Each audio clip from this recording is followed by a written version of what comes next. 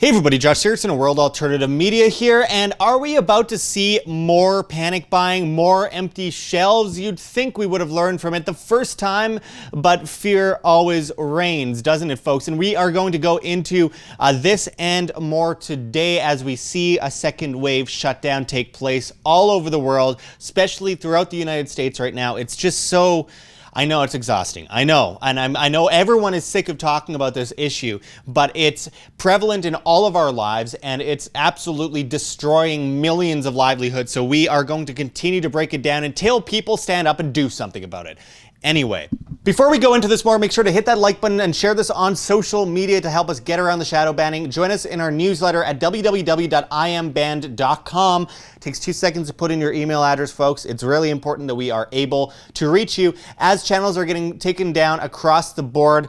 You can join us on Flote.app as well as BitChute and Minds and Library, as we will probably not be on YouTube much longer. We are leaving by November 5th, only to post trailers after that point on YouTube. If we're even around then. We are completely user-funded we are completely viewer-funded as well, so make sure to check the links below for all of this and more. But anyway, let's get into these articles here. As this article had said on July 15th, Hong Kong shopkeepers battle to stem panic buying. Now, obviously we know that there's some crazy stuff happening in Hong Kong right now where China is trying to completely take over, and it's just, it's nothing short of terrorism what we're witnessing, the takeover of the world by China, really. But with that said, if we want to know what's about to happen in the US with this whole crisis, look at China first. It's been a good telltale sign of what's happening, because then by the end of it, China's recovered and the US is weak, and then China is able to take over more resources, exports, imports, etc. You get the point.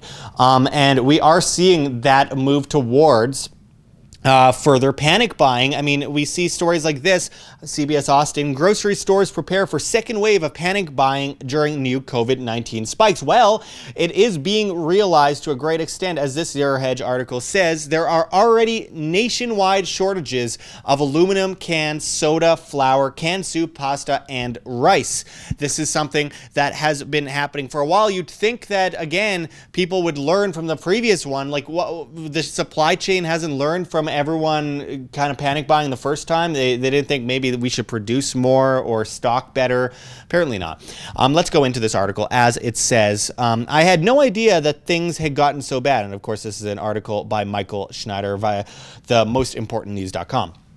As it continues, it says, earlier today, my wife spoke with the manager of a local grocery store because she wanted to place a large order for some canned goods. What she was told surprised her, and it certainly surprised me. The manager of this local grocery store told her that there are numerous nationwide shortages going on at this moment, and he indicated that there are lots of products that he simply cannot get right now.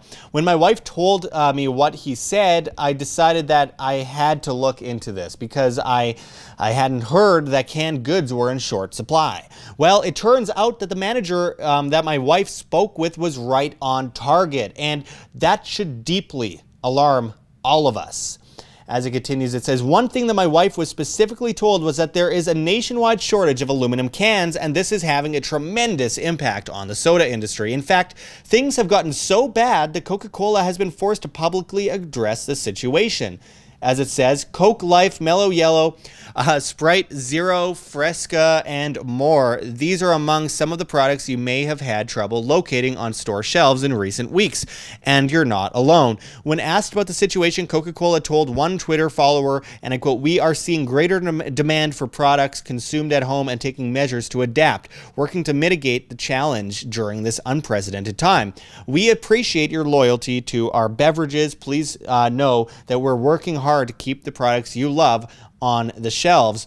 And it says, apparently the big reason why there is a shortage is because people are consuming far more beverages at home than usual, and this has created a huge demand for canned drinks. Right now, Coca-Cola and Pepsi are primarily focusing on using their limited supplies of aluminum cans to produce their core products, and this has made less popular flavors very difficult to find. Both Coca-Cola and Pepsi have reportedly been forced to focus on their most popular flavors in order to keep them in stock, making the less popular flavors harder to find for the time being. Unfortunately, we aren't just facing a shortage of aluminum cans. And by the way, before I go further here, I've seen this myself. Last night, I was walking through a grocery store, an Albertsons in Las Vegas, and there was almost no flavored pop drinks at all. It was just, I mean, there was Coca-Cola, the original, Diet Coca-Cola, and Mexican Coke, and that was about it. It was interesting. I mean, it's strange to say the least that the excuse is that people are staying home more, so they're drinking more drinks at home, so therefore, they're buying it faster. But there has been signs of people already panic buying throughout the world, in Australia included. People are worried that they are going to be forced into their home again due to these numbers that, of course, are faulty because obviously we've heard about the heightened numbers of COVID cases in places like Arizona and Florida, but also these places weren't testing for a while, and then they suddenly test 100,000 people at once, and they say the cases are up. But then we find out of Florida that 100% of the tests were testing positive, which shows completely fraudulent. It apparently was closer to 9.8%, but they marked it as 100%, and now we hear about all these big numbers. It's completely faulty, fake numbers. And of the people that did test positive, as the creator of the test himself said, it only tests for exosomes, so it doesn't just test for coronavirus, it tests for all sorts of different exosomes, which could cover a wide range of anything that you might have in your symptom that you're in your system that you are asymptomatic to. So that should be very, very clear to people right now. And of course, when people care about health so much, they're guzzling back Coca-Cola and Diet Coca-Cola. Great, well done. I mean, it really says everything you need to know about the doublespeak that we're dealing with today. But as it continues here, it says, unfortunately, we aren't just facing a shortage of aluminum cans. According to Wall Street Journal, some of the biggest food manufacturers in America are admitting that there are nationwide shortages of flour, canned soup, pasta, and rice. And it says here, grocers are having trouble staying stocked with goods from flour to soup as climbing coronavirus case numbers and continued lockdown pressure continues pressure production and bolster customer demand. Manufacturers including General Mills Inc., Campbell Soup Co., and Conagra Brands Inc. say they are pumping out food as fast as they can, but can't replenish inventories. Popular items such as flour, canned soup, pasta, and rice remain in short supply. Yes, that's because it's cheap, it's filling, it's what people who have no money buy because they, it's something that they can feed their family with for a cheap price. It's filling and it's just helpful. That's literally the epitome of where, for example, Mexican food came from. High in carbs, so it's filling, but not a lot of money, right? And you could say the same thing about Italy. Italy's food is all just high carb, starchy stuff because, well, it was from generations and generations of people who didn't have any money and just needed to fill up their family the best they can with a small amount of resources. This is something that we see throughout all of history. And now we're seeing this panic buying happening again, and to me, it seems obvious to me. They could say the supply chain is inefficient, and it certainly is. However, I don't think that's a reason. I think this is about spreading fear, because I went from Las Vegas, where I was covering the shortages in the supply chain at all the stores back in March. I went from Las Vegas to Mexico, and all the stores were stocked up heavily, and I'm supposed to believe that the places that have less ability to stock food, like Mexico, where there's tariffs and all sorts of trade issues involved, that those places are able to stock better in a crisis than the United States. That tells me one thing and one thing only. That tells me that we are dealing with fear. It's a propaganda and fear meant to keep people on their knees longer. It scares people. It gets people more involved in the panic buying. It makes all these companies big money because people just stock up on a bunch of stuff. There's a higher demand, so they're able to raise prices. It's a scam. In my opinion, it's all one giant scam. The panic buying is a scam. The supply chain could be better. They could have produced more. They could have focused on this stuff, but they didn't. They're closing plants. They're closing factories. They're making it impossible for people to work. They are basically allocating funds to, just the technology to process all this stuff and laying off tons of workers. And at the same time, they're monopolizing. So, you can't go to your family grocery store. They shut those guys down because of, for some reason, health reasons, because 1 inch difference in the aisles somehow kills people. And then promotes Walmart, Costco, and the big brand names, which are somehow magically safe versus the other guys. It's just, This is all part of a plan of, basically compiling all of the major industries, all the powers into one giant monopolized power. And eventually that's going to be the one big monopoly, government. Government is the big monopoly. And that's what we all should be worried about. Again, we're being lied to, we're being led, we're being played with, we're being mentally abused, physically abused. We are dealing with a massive level of financial abuse, and we're being enslaved by the state. So I have to ask, what are you going to do about it? Again, these stories, I mean, there are counter stories like this one out of 3aw.com, which says Woolworths ditches purchase limits on most items as panic buying subsides. Great. There's a lack of panic buying in some places, so it's good to play that against what we're currently dealing with. But I guarantee you, as this continues, they're going to say there's more issues with the supply chain. Eventually, if it gets bad enough, they'll bring in FEMA.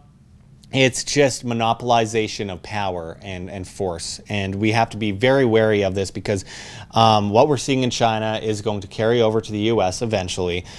Just like social credit is carrying over to the U.S., just like facial recognition is carrying over to the U.S., just like the cashless centralized society is carrying over to the U.S. And millions are out of work. It looks like 28 million Americans could be homeless by the end of this due to not being able to pay their rent. It's a tragedy, and it's a travesty, and it's, in a way, some form of monetary genocide against you, the public, to make you dependent, weak, and stupid, and bow down to the state with the chains you revere. And I don't think anyone should follow that path. I think everyone should resist it. It's not about being comfortable. It's about being free. Anyway, I appreciate everyone watching today. We will continue to go into this as it happens because, again, like I said, in Mexico, we weren't seeing this happen. Yeah, there's some lack of flour to some extent, but that's about it. Just like stuff, cooking tools, and they'd fill up within an hour or 2 hours at the grocery stores. Whereas, and I've got a whole vlog series coming out on my trips around Mexico or dealing with the lockdown in Mexico. But then you look at the U.S. and the shelves would be empty in a day, like within an hour of opening, and then it would take like a week for them to supply the shelves again, and we're supposed to believe that they didn't learn from that and they're not going to fix that problem next time. Nonsense. Complete nonsense. It's all based on fear. They're purposely manipulating the supply chain, in my opinion, right now. Anyway, hit the like button, share on social media to get around the shadow banning, and join us on Flote.app as well as BitChute and Minds and Library. Let's get off of YouTube as soon as possible. We are leaving by November 5th. After that, only posting trailers to our full videos on the other sites because either we leave YouTube or YouTube deletes us like they just did to Press for Truth on YouTube, and you will never be able to contact us again. We'll just be gone. We'll be memory hold. We'll be done. So we need you guys to join our newsletter as well, www.iamband.com. All linked below, my friends. If you want this shirt, the revolution will not be YouTubed. You can find that on our Teespring store, linked below as well. And you, of course, we are viewer funded. You can donate to our GoFundMe, Patreon, Subscribestar, our Bitcoin address, our Cointree link shows all of these other cryptocurrency links that you can, or addresses that you can send to if you don't like Bitcoin, whatever it might be. We really appreciate it, my friends. Anyways, we'll be back with you guys with much more. Make sure to stay tuned and keep checking back as we are shadow banned. This is Sigurdson signing out from World Alternative Media. Find the truth, be the change. My friends, it is go time.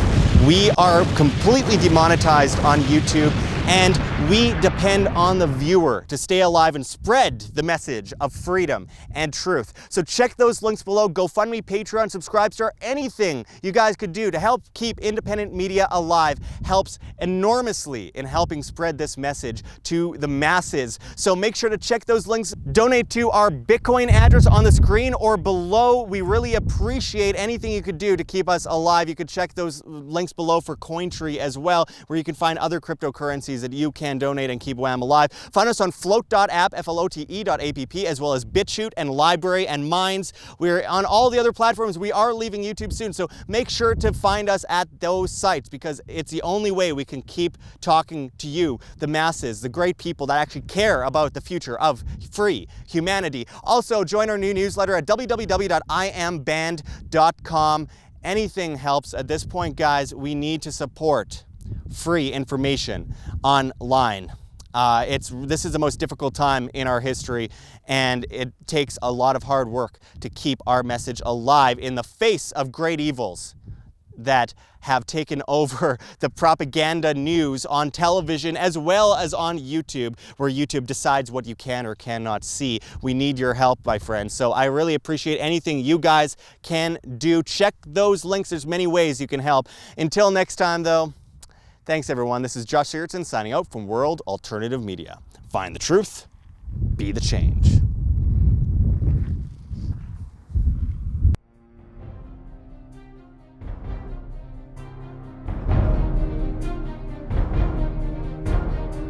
I'm sure you have already changed people's minds in your young age because you're involved, and I like that.